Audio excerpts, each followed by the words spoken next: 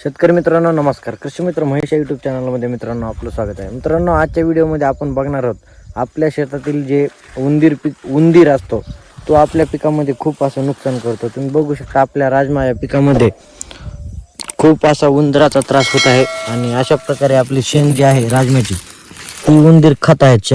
शेंगातील जो दाणा असतो ते अशा पद्धतीने खात आहेत. त्यावरच आपण काय उपाययोजना करू शकतो तेच आपण आजच्या व्हिडिओमध्ये आपण बघणार आहोत. हे बघा मित्रांनो, बऱ्याच आपलं नुकसान खूप असं केलं आहे उंदरांनी. त्याचबरोबर आपल्या गहू पिकामध्ये देखील आपल्याला खूप असं आपलं नुकसान केलेलं आहे. इथं मातीने उकर आणलेला आहे. बघू शकता तुम्ही अशा पद्धतीने मातीचा उकर आणतात. त्यामुळे आपल्याला खूप असं नुकसान होतं आपल्या पिकाचं. त्यावरच आपण काय उपाययोजना करू शकतो तेच आपण आजच्या व्हिडिओमध्ये बघणार आहोत. कशा पद्धतीने आपण उपाययोजना करू शकतो तेच आपण या व्हिडिओच्या मार्फत बघणार आहोत.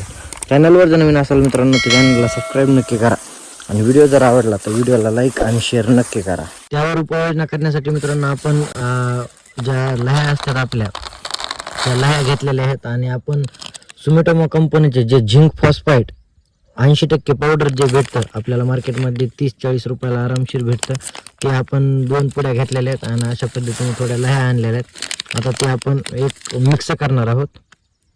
अशा पद्धतीने आपण मित्रांनो हातामध्ये आपल्या ग्लव्ज घालावे, नाहीतर आपल्याकडे ग्लव्ज नव्हते सध्या त्यामुळे आपण कॅरी बॅगचा उपयोग केलेला आहे. अशा पद्धतीने आपल्याला मिक्स करून घ्यायच्यात पुढे.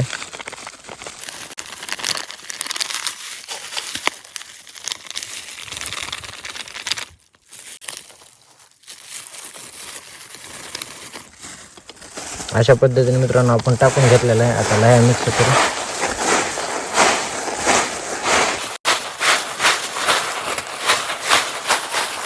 ह्या लह्या मित्रांनो आपण जिथं उंदराने उकीर आणलाय, जिथं उंदीर दिसतात आपल्याला पिकामध्ये आपण टाकणार आहोत. अशा पद्धतीने करून व्यवस्थितपणे मित्रांनो आपण लह्या मिक्स केलेल्या आहेत. आता हे आपण अशा पद्धतीने घेऊन पिकामध्ये टाकणार आहोत. जिथं हे खाते ना आपण उंदरं जिथं असते तिथं हे अशा पद्धतीने खाल्लं की ते उंदराचं आपल्याला खूप असा चांगला रिझल्ट दिसेल आपल्याला ह्या प्रयोगाचा. तुम्ही निश्चित करा आपल्या पिकामध्ये जर होत असेल आपल्याला असं नुकसान तर आपल्या पिकाचं मित्रांनो 20 ते 30% नुकसान होऊ शकतं. अशा पद्धतीने जर आपण उंदरावर जर उपाययोजना नाही केली तर भेटू मित्रांनो पुढच्या व्हिडिओमध्ये.